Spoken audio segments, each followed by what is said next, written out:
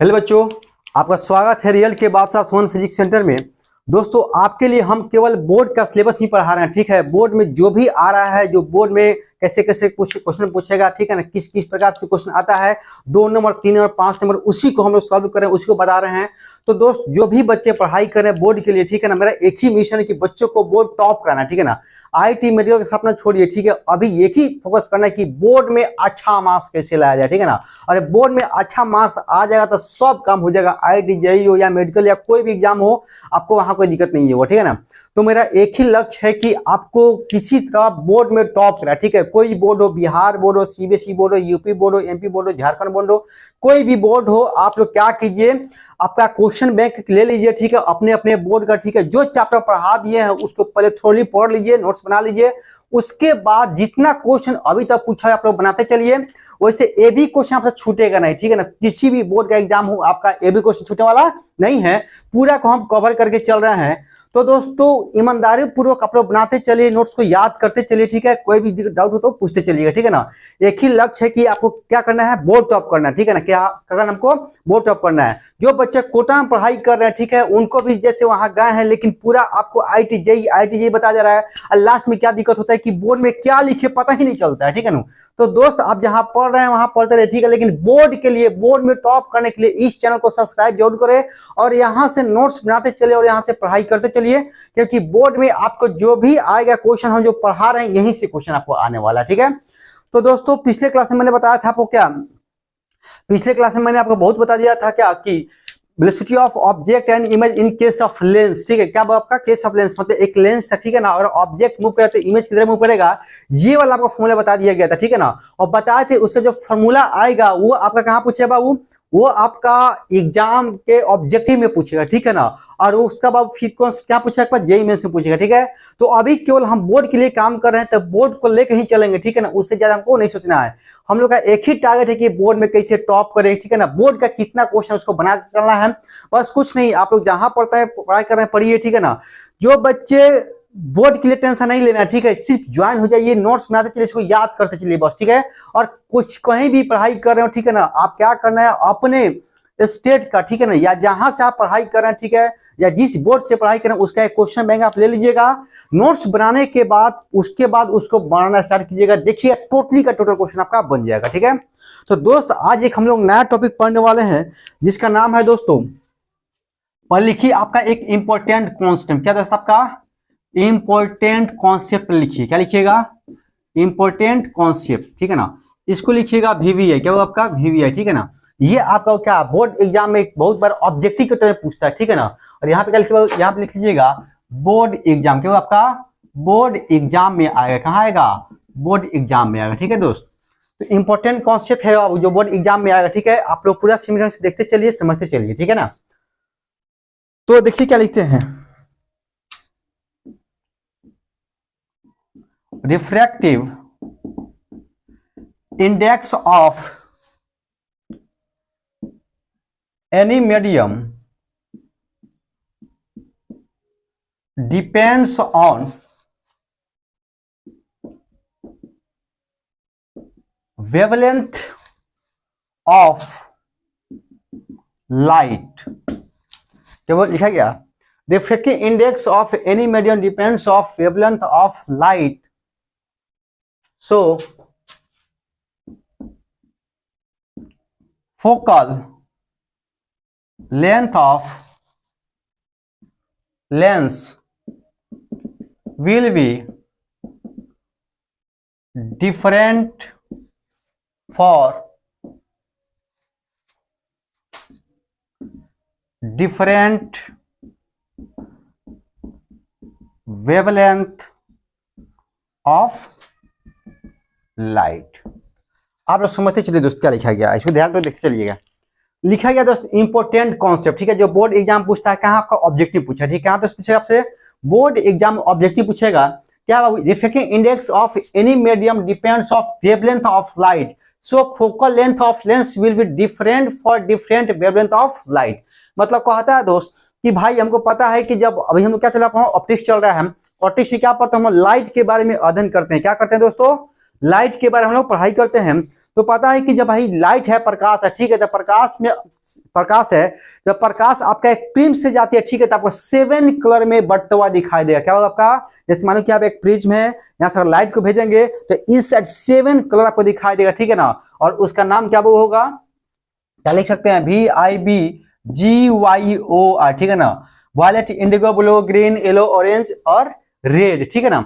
ये आपका 7 कलर आपको दिखाई देगा, ठीक है ना, उस प्रिज्म के, ठीक है ना। प्रिज्म से जब पास करेगा तो 7 का 7 कलर दिखाई देगा। मतलब जो ये सन है, ठीक है, इसमें टोटल कितना कलर है दोस्त आपका, 7 कलर। कितना कलर आपका, 7 कलर है। तो कहता है दोस्त ये इस कॉन्सेप्ट में कि भाई refractive index of any medium, किसी मीडियम का रिफ्रैक्टिव इंडेक्स किसी डिपेंड करेगा, वेवलेंथ ऑफ लाइट डिपेंड करेगा, ठीक है ना भाई। उसका रिफ्रैक्टिव इंडेक्स किस पे डिपेंड करेगा, लाइट के वेवलेंथ पर डिपेंड करेगा, ठीक है ना। और हर एक लाइट का दोस्त, जैसे आपका जो लाइट आ रहा है उसमें कितना कलर होता है, 7 कलर होता है। और 7 कलर का वेवलेंथ सबका अलग अलग है। क्या दोस्त सबका अलग अलग है। तो दोस्त यहाँ पर लिख सकते हो क्या कि कोई पूछेगा कि इसमें बताइए किसका वेवलेंथ ज्यादा। अच्छा इतना समझ गए कि भाई आपका जो भी लाइट आ रहा है, ठीक है ना, उसका रिफ्रैक्टिव किस पे डिपेंड करेगा, उसके वेवलेंथ पर डिपेंड करेगा। किस पे डिपेंड करेगा दोस्त आपका, उसके वेवलेंथ पे डिपेंड करेगा, ठीक है ना। और यहाँ लिखा गया so focal length of lens will be different for different wavelength of light, ठीक है ना। तो भाई आपका जब सबका रिफ्रैक्टिव इंडेक्स अलग हो गया, ठीक है ना, वेवलेंथ पे डिपेंड कर रहा है, तो भाई वेवलेंथ आपका अलग है, ठीक है। तो फोकल लेंस भी हर एक लाइट का क्या होगा, अलग अलग होगा। क्या आपका होगा, अलग अलग होगा। मतलब क्या दोस्त आपका एक प्रिज्म से लाइट जा रही है, जैसे एक प्रिज्म है, यहाँ से लाइट को भेजेंगे तो भाई यहाँ से आपका रिफ्लेक्टेड, यहाँ से आपका 7 कलर दिखाई देगा, तो 7 कलर का आपका वेवलेंथ तो अलग अलग। अब भाई उस लाइट को जब भेजेंगे फिर, ठीक है ना, एक लेंस के द्वारा, तो सबका जो फोकस होगा वो अलग अलग बनेगा। क्या बनेगा, वो आपका अलग अलग बनेगा, ठीक है। अब देखो दोस्त यहाँ पर लिखा गया VIBGYOR, क्या बाबू, VIBGYOR, ठीक है ना। ये क्या आपका VIBGYOR, क्या वो आपका VIBGYOR, ठीक है ना। ये आपका टोटल 7 कलर है जो लाइट आपका आता है, ठीक है ना, जो आपका सन से लाइट निकलता है उसमें कितने कलर होता है, वो आपका 7 कलर होता है। और ये कब दिखाई देगा, जब प्रिज्म से लाइट को भेजेंगे तब आपको दिखाई देगा, ठीक है।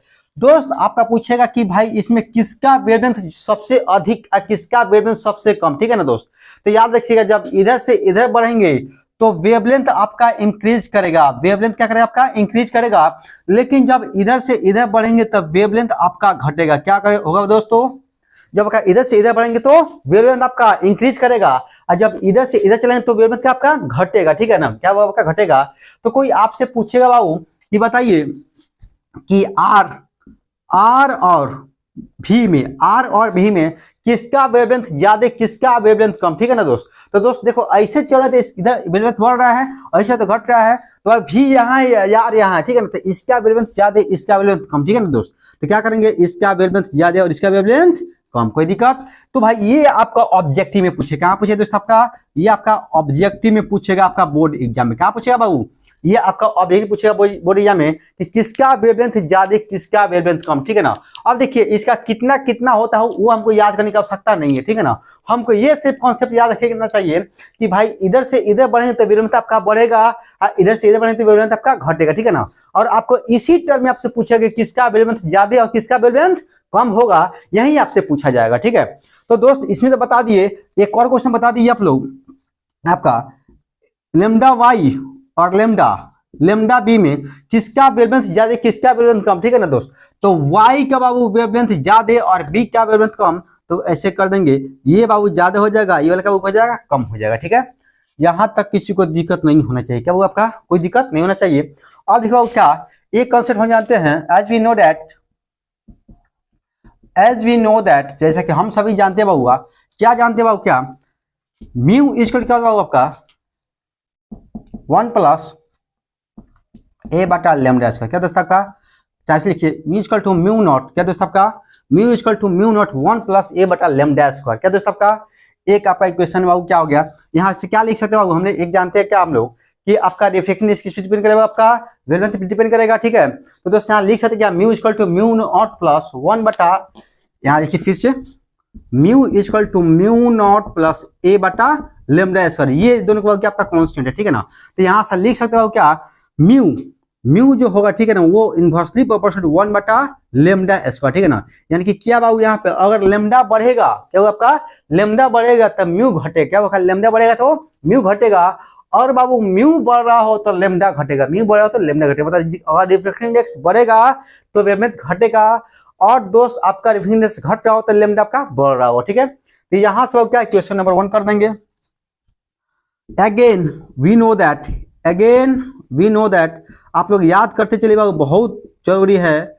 Again we know that board exam के लिए, क्योंकि हम केवल हम बोर्ड पे ही फोकस कर रहे हैं और कहीं फोकस नहीं कर रहे हैं, ठीक है ना। IIT JEE का अपना भूल जाइए, क्योंकि जब तक बोर्ड में आपका अच्छा मार्क्स नहीं आएगा, ठीक है ना, IIT JEE कर ही नहीं सकते हैं, ठीक है ना दोस्त।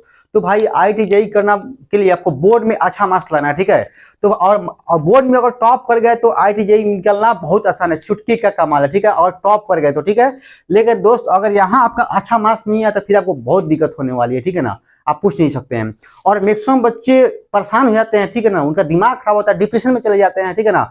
IIT JEE कर रहे हैं, ठीक है ना, अब बोर्ड तो आपका निकल ही नहीं रहा है, बोर्ड में क्या लिखने को पता ही नहीं है, ठीक है।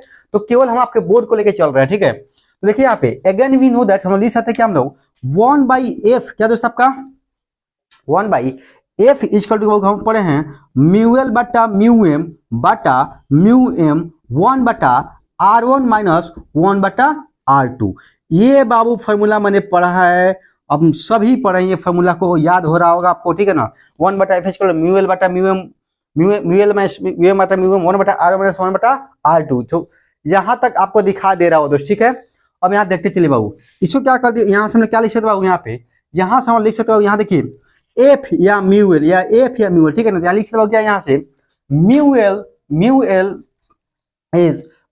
Is inversely proportional to 1/f। क्या आपका म्यूएल is inversely proportional to 1/f, यानी कि यहाँ बोल सकते हैं क्या बाबू, और यहाँ पे अगर लेंस, और यहाँ पे अगर म्यू बढ़ेगा, क्या वो आपका यहाँ पे म्यू बढ़ेगा, ठीक है ना, तो आपका फोकस घटेगा, और फोकस घट रहा है, ठीक है, तो म्यू बढ़ रहा होगा। और यहाँ पे दोस्तों अगर म्यू एल, ठीक है ना, म्यू एल क्या आपका म्यू एल अगर घट रहा होता है, फोकस आपका बढ़ रहा हो, ठीक है। तो लिख सकते क्या होगा, mu L is inversely proportional 1/f, ठीक है।